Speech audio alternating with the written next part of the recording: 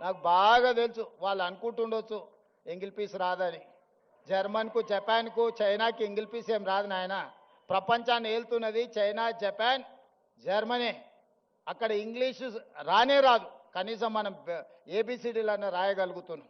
మరి ఇవాళ ప్రపంచాన్ని శాసిస్తున్నారు ఇంగ్లీష్ మాట్లాడే అమెరికా. చైనా సప్లైస్ ఆపితే ఒక గంట కూడా బతకలేదు, ఒక 1 అవర్ కూడా అమెరికా జీవించలేదు.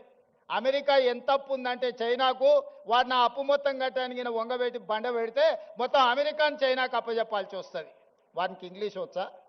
జపాన్కి ఇంగ్లీష్ వచ్చా? జర్మన్లో ఉండే ప్రజలకు ఇంగ్లీష్ వచ్చా?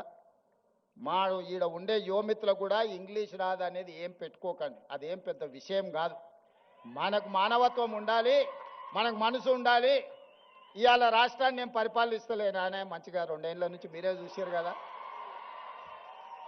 కావాలంటే 10 మంది ఇంగ్లీష్ వచ్చిన వాళ్ళని ఉద్యోగస్తులను పెట్టుకుంటే మాట్లాడవా అని చెప్పొచ్చు ఒకరి తర్వాత ఒకరిని.